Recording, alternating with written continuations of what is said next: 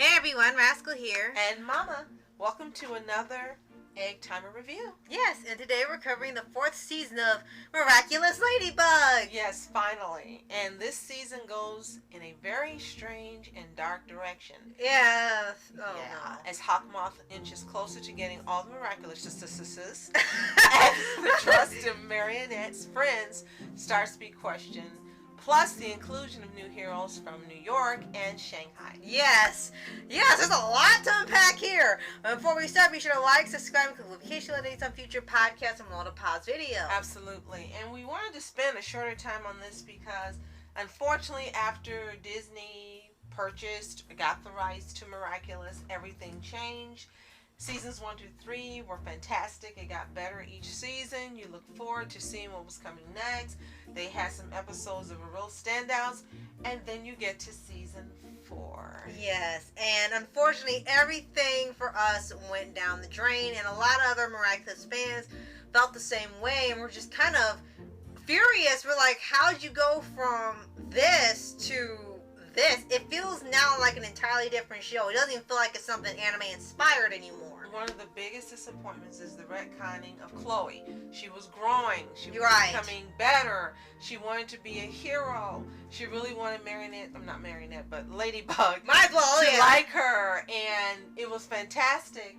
And now she's back to be. Now she's worse than she was at the beginning of season 1. Yes, she's a jerk.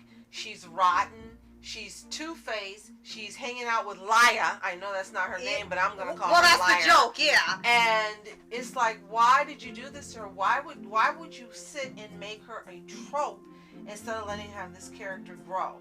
And she was gonna be Queen Bee, but what did Disney decide? Oh, we're gonna use that same old tired crap. Bring in a sister she didn't know about that looks just like her, but is nice, and give her the Queen Bee superhero. What? All because she was nice, and she gets like instantly. It's not even like, oh, we'll build up to it. No, she just is handed to her, and it's like, what was the point of having all that development the past 3 seasons to say, you know what, throw it out. We'll just give it to someone else. We don't want to write any more of that, and that's the end of it. Second disappointment is what they've done to Kitty Cat Noir. Oh no, you didn't. Yes, he has been relegated to almost being a background character.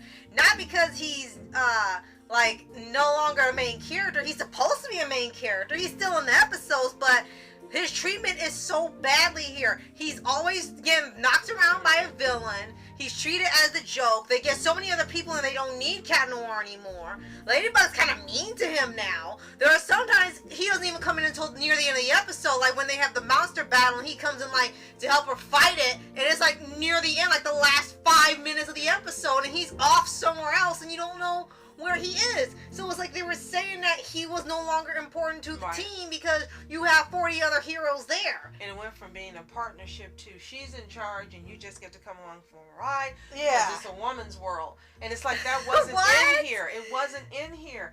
It was nice that there was this fantasy and they got along with the other students and they were forming a team and helping each other and growing. That is what made this show really, really a standout from a lot of things that are out there. Yeah. But no longer. Thanks a lot, Disney. Right. And then they kept giving out more new heroes. Not only from other Mariennette's other classmates, but they also started having a spin-off special thing called Miraculous World. And this was sort of like the prototype for World Heroes Mission MHA, only MHA did this product better, where they would start having an excuse to go to different parts of the world and they find superheroes there. And either A, they get the Miraculous, or B, they would already be their own heroes in that country or city, and you see how they work. And we're going to cover both of these specials on their own. Yes. But the basic thing that they did there, both of the special stuff were just very unflattering and uninteresting. So you have all this time to spend getting new people, but they don't attribute too much of anything except to be the hero for an episode. Yes. And another thing they decided to do is this show, again, was a standout. It had its own theme, it had its own look, its own feel, and it had a wholesomeness that really worked.